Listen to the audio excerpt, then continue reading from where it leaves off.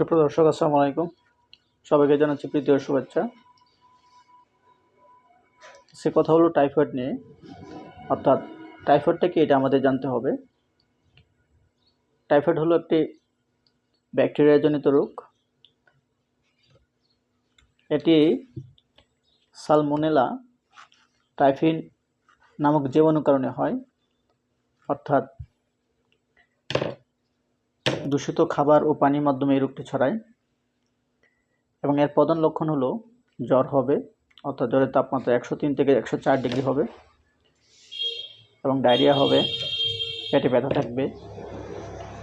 যেহেতু বাংলাদেশ সরকার অর্থাৎ স্বাস্থ্য মন্ত্রণালয় বিনামূল্যে এই ভ্যাকসিনটি দিচ্ছেন, আশা করি আপনারা সবাই গ্রহণ করবেন। অর্থাৎ এই ভ্যাকসিনটি দেওয়া হবে 9 মাস বয়স থেকে 15 বছরের কম বয়স পর্যন্ত শিশুদের। এবং যাতে ভবিষ্যতে বাচ্চাদের টাইফয়েড না হয় সে বিষয়টি লক্ষ্য করে এই টিকাটি দেওয়া হচ্ছে। নিবন্ধন প্রক্রিয়া, বাচ্চাদের নিবন্ধন একটা যেহেতু জটিল সমস্যা, অনেকে নিবন্ধন হয়েছে, অনেকের হয় নাই। সেজন্য সরকার উদ্যোগ নিয়েছেন, যাদের নিবন্ধন হয়নি তাদেরকে এই ভ্যাকসিন দিবে। এবং বাংলাদেশে 4,90,00,000 শিশুকে এই ভ্যাকসিন দেবে, কিন্তু নিবন্ধন হয়েছে 1,68,00,000। তাকে শিশুদের কী করবেন?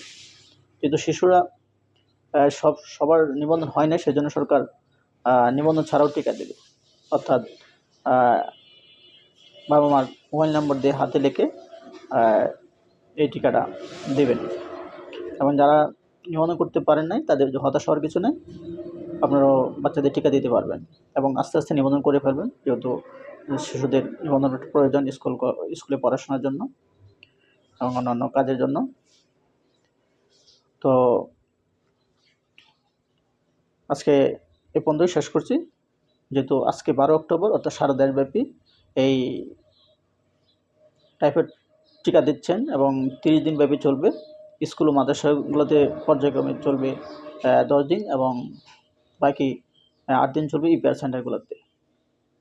সবাই আপনি বাচ্চাকে টিকা দিবেন এবং সুস্থ সুন্দর দেশ গড়ে তোলার জন্য অংশগ্রহণ করবেন এবং বাচ্চাদের অংশগ্রহণ করবেন। সবাই সরকারকে সহায়তা করবেন। সবাই ভালো থাকবেন। আল্লাহ হাফেজ। আসসালামু আলাইকুম।